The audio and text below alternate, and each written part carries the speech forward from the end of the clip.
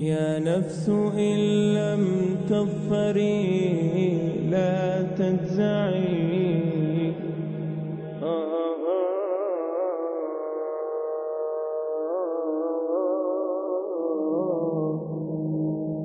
Say that he, the creator, is absolutely one.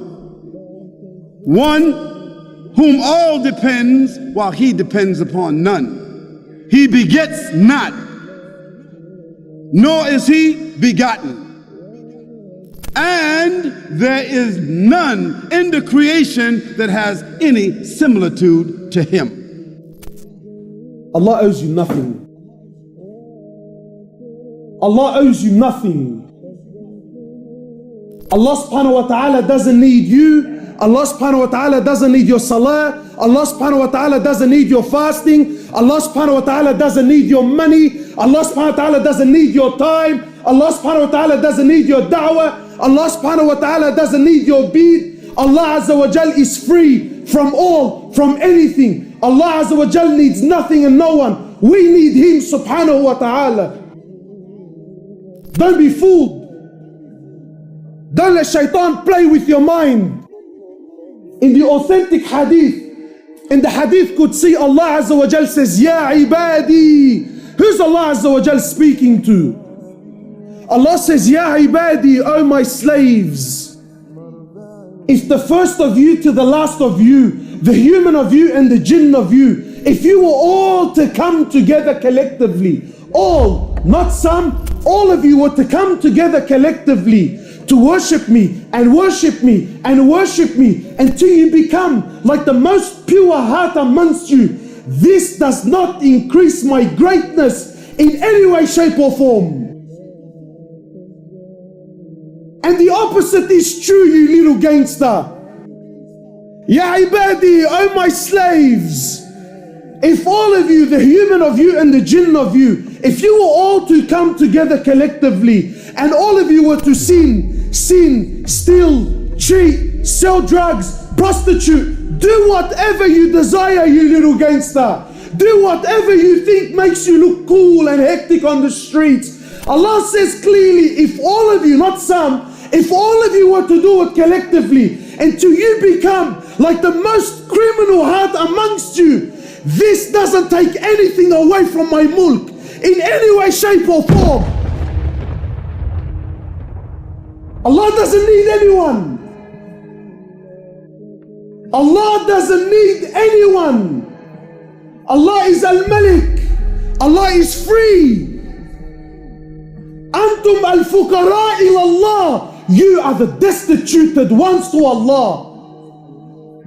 In the authentic hadith, the Prophet of Allah sitting with Sahaba, he says to them, I see what you don't see, and I hear what you don't hear. He says, أَطَّتِ السَّمَاء وَحُكَّ لَهَا أَن تَئِطْ.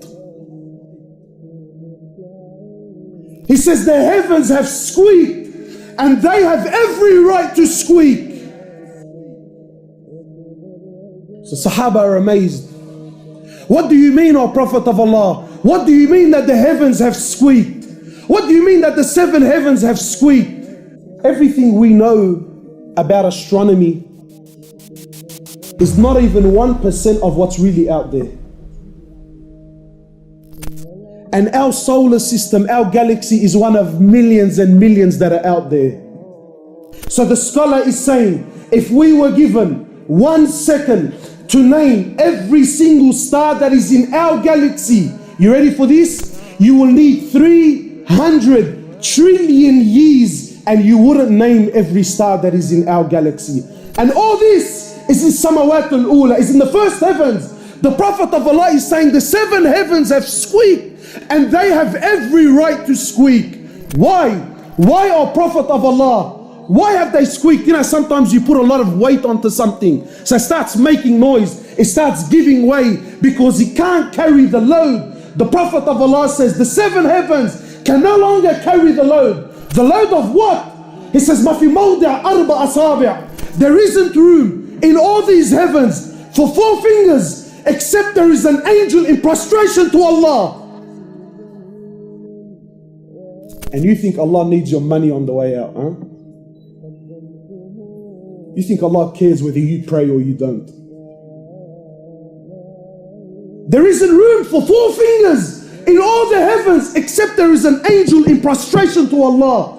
Angels, from the moment they're created to the moment they stand before Allah, one continuous sajda. They never did anything else. One continuous sajda for billions of years. Yet when they stand before Allah, they say, oh Allah, forgive us. Forgive us, Ya Allah, for we did not give haqq to your ibadah. We didn't give rights. We didn't worship you the way you should be worshipped. In the Hadith qudsi, in the authentic Hadith, Allah Azza wa Jalla says, Ya ibadi, O my slaves, every single one of you is hungry except whom I feed. Every one of you is hungry except whom I feed. Today when you go to buy a meal, you think I bought this meal. No, you're wrong. Allah fed you. So people start looking at their meals and he starts having pride and arrogance. That I don't eat this and I don't eat that. I only eat specific foods. Brother, it's Allah that feeds you. Allah says, oh my slaves, every one of you with the exception of none, every one of you is naked except whom I clothe. For you, Allah will move mountains. The same Allah that split the ocean in half for Musa. The same Allah that split the moon for Muhammad sallallahu alayhi wasallam. The same Allah that stopped the land from its earthquake when Umar ibn al-Khattab hit it. The same Allah that gave life to the dead for Isa alayhi salatu wassalam is the same Allah that's waiting for your next dua. Allahu la ilaha illa huwal hayyul qayyum. Allah, the Almighty Creator, the sustainer of the heavens and the earth. There is no other benefactor, there is no other God except He. He is the life giver, the self-sustainer, the eternal, and the only absolute. لا تأخذه سنة ولا نوم.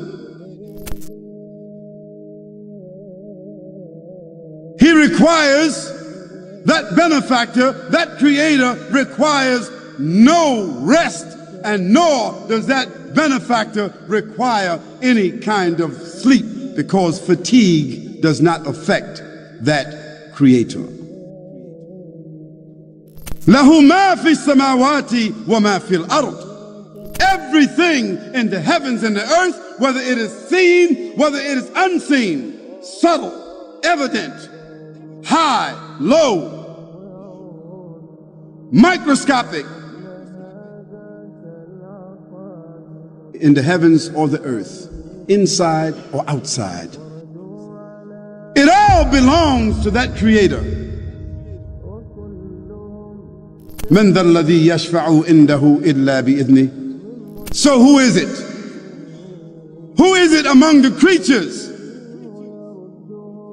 Who is it among the creatures, the men or the jinn or the angels or the animals?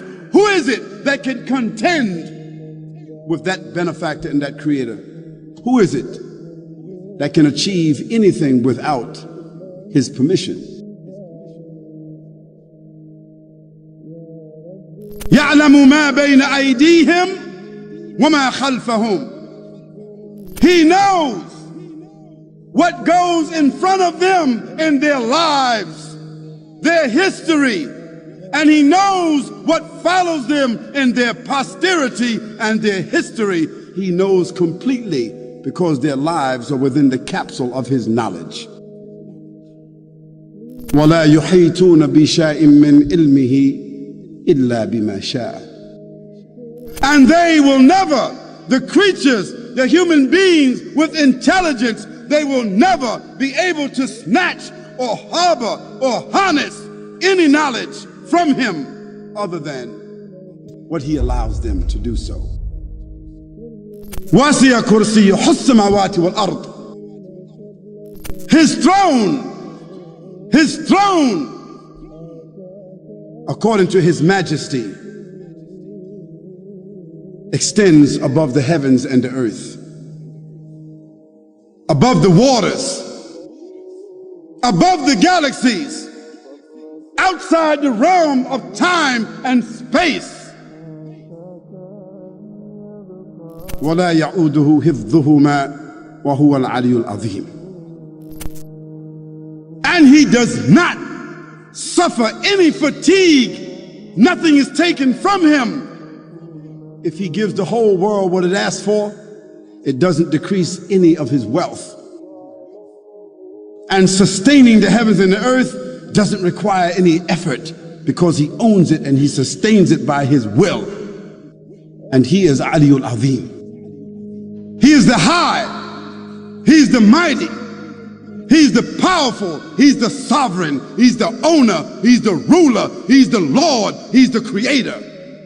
That's the description of God. So I ask you, do you know anybody else that you can describe that way? You know some nations, you know some tribes, you know some kings, some presidents, some companies, some individuals, your father, your uncle, some heroes. Do you know somebody that has that description? No, you don't. Of course you don't.